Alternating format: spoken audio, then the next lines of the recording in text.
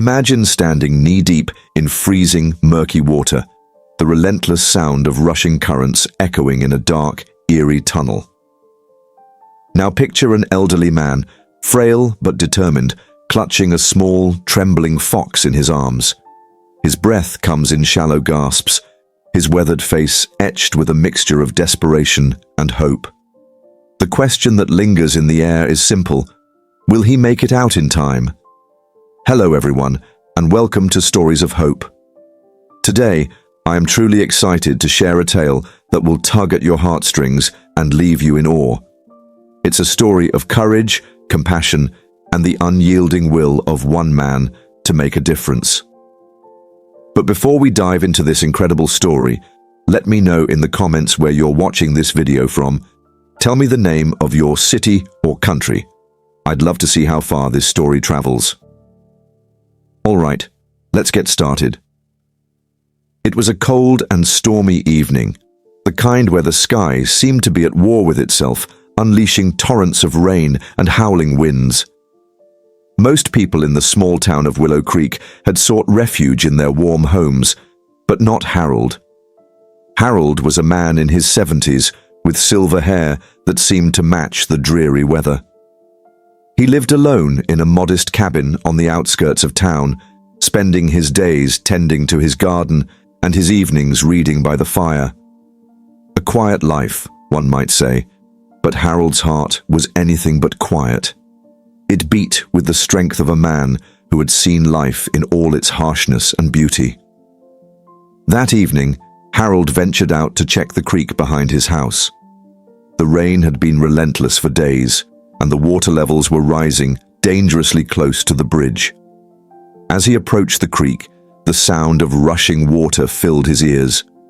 But then, something else caught his attention: a faint, high-pitched whimper. He stopped in his tracks, his eyes scanning the area. The sound came again, louder this time. It was a cry for help, though not human. Harold's gaze followed the noise to a culvert, a large drainage tunnel that carried water beneath the road. And there, in the dim light of the setting sun, he saw it, a small fox stranded on a narrow ledge inside the tunnel. The fox's fur was soaked, its tiny body trembling with fear. The water in the tunnel was rising quickly, swirling with debris and threatening to swallow the helpless creature. Harold's heart sank. He knew the situation was dire. Without hesitation, he removed his coat, tossed it aside, and stepped into the icy water. It was colder than he had expected, numbing his legs almost instantly. Each step toward the tunnel was a battle against the current, which seemed determined to push him back. As Harold reached the mouth of the tunnel, the fox's eyes locked onto his. They were wide and filled with terror, but also a glimmer of hope, a silent plea for rescue. "Hang on, little one," Harold muttered, his voice trembling as much from emotion as from the cold. The water rose to his knees, then his waist, as he waded deeper into the tunnel. The air was damp and suffocating, the walls slick with moss. Every step felt like an eternity. Finally, he reached the ledge where the fox was perched. It cowered as he approached, its small body pressed against the wall. "It's okay," Harold whispered, extending his hands slowly. "I'm not going to hurt you." The fox hesitated, but didn't resist as he scooped it up into his arms. It was lighter than he had expected, its fur matted and muddy. Harold held it close to his chest, shielding it from the water and the cold. But as he turned to make his way back, the situation took a turn for the worse. The current inside the tunnel had grown stronger, and the water was rising faster than before. Each step toward the exit felt like a fight against an invisible force.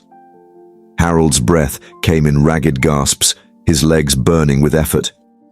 Would he make it out in time, or would the tunnel become both their grave? The icy water surged around Harold, its force relentless. Each step felt like dragging his legs through quicksand, and his grip on the fox tightened as he fought to keep both of them above the rising current. The fox whimpered softly, its small body trembling against his chest, as if it understood the peril they were in. The tunnel was darker now, the fading light from the stormy sky barely reaching its depths. Harold's breathing was labored, his chest heaving with the effort of each step. His mind raced with every possible outcome, but one thought stayed constant. I have to get us out of here. Suddenly, a loud rumbling sound echoed through the tunnel. Harold froze, his heart pounding in his ears. It was the unmistakable sound of debris being carried by the current. Within moments, a large branch came hurtling through the water, its jagged edges scraping against the walls. Harold barely managed to shift his body in time, shielding the fox as the branch slammed into his shoulder. The pain was sharp and immediate, radiating down his arm, but Harold gritted his teeth and pushed forward. He couldn't afford to stop now, not when they were so close to the exit. As he neared the mouth of the tunnel, the rain outside seemed to intensify, the downpour creating a deafening roar. The water was now waist-deep, and Harold's movements grew slower, his body struggling against the freezing cold and the weight of his soaked clothes. And then, just as he thought he might collapse, he saw it, a faint glimmer of light ahead. The exit was within reach. Almost there, Harold whispered, though whether to himself or the fox, he wasn't sure. But the tunnel had one final obstacle in store. A large, slippery rock jutted out of the water near the exit, and the current was forcing Harold directly toward it. He tried to shift his footing, but the water was too strong. Within seconds, his leg slammed into the rock and he stumbled, barely managing to keep his balance. The fox let out a frightened yelp, its claws digging into Harold's jacket. He winced but held on tightly, refusing to let go. Summoning every ounce of strength left in his body, Harold pushed past the rock, the sharp edges scraping against his leg. Finally, he emerged from the tunnel, the rain pouring down on him like a cold shower. The open air felt like a lifeline, a promise of survival. But Harold knew they weren't safe yet. The creek outside had overflowed, turning the surrounding area into a swirling, chaotic mess of water and debris. Harold scanned the area, his eyes narrowing as he spotted a patch of higher ground a few yards away. It wasn't much, but it was their only chance. Gritting his teeth, he pushed forward, the water threatening to drag him under with every step. When he finally reached the higher ground, Harold collapsed onto his knees, cradling the fox protectively. Both of them were soaked and shivering, but they were alive. The fox turned its head to look up at Harold, its bright eyes filled with something that looked like gratitude. For a moment, the world around them seemed to pause. The rain continued to fall, the creek roared in the distance, but all Harold could focus on was the tiny creature in his arms. He let out a shaky breath, a small, weary smile tugging at the corners of his lips. "We made it, little one," he said softly. But as he looked around, a new question arose in his mind. What now? The storm wasn't letting up, and they were still far from safety. Harold's cabin was on the other side of the creek, now inaccessible due to the flooding. With nightfall approaching, he needed to find shelter, not just for himself, but for the fragile life he had just saved. What would Harold do next? Where could he possibly go in the middle of a storm, with no one around to help? The cold wind bit at Harold's face as he held the trembling fox close, its tiny heart beating rapidly against his chest. He knew they couldn't stay on the patch of high ground for long. Floodwaters had a cruel way of swallowing even the safest spots. He needed to act, and he needed to act fast. Scanning the area, Harold's eyes landed on an old, gnarled tree a few yards away. Its thick trunk and low-hanging branches offered a slim chance of refuge, but reaching it would mean wading through the rushing water once again. Harold tightened his grip on the fox and took a deep breath. The cold wind howled around him, but he couldn't afford to hesitate. With one final glance at the rising floodwaters, he pushed forward, wading through the freezing water once more. Each step was a battle against the current, but his determination kept him moving.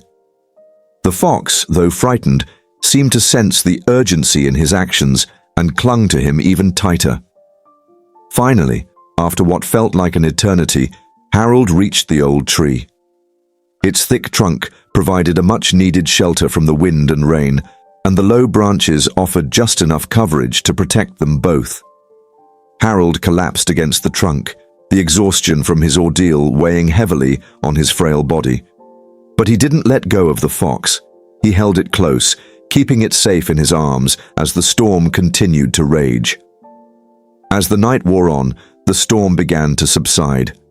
The wind died down, and the rain turned into a light drizzle. Harold could barely keep his eyes open, his body shivering from the cold, but he refused to sleep. Not until he knew the fox was safe. In the quiet after the storm, Harold looked down at the tiny creature nestled in his arms.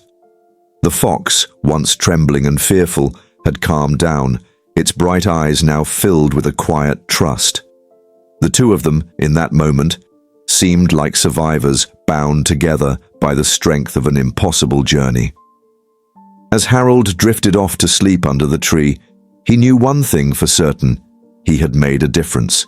He had saved a life, and in doing so, he had found a renewed sense of purpose, a purpose that would see him through whatever challenges lay ahead. The storm had taken so much, but it had also given him something invaluable: hope. And so, our story comes to a close. Harold, a man in his twilight years, found himself faced with one of life's most brutal tests.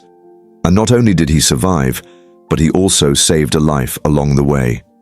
It's a reminder that no matter how difficult the journey may seem, hope and determination can guide us through the darkest storms. Thank you all for joining me today. Please leave a comment below.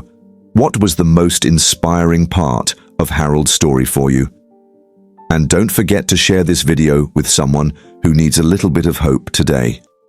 Until next time, stay hopeful, stay strong, and always remember, every challenge is an opportunity to grow.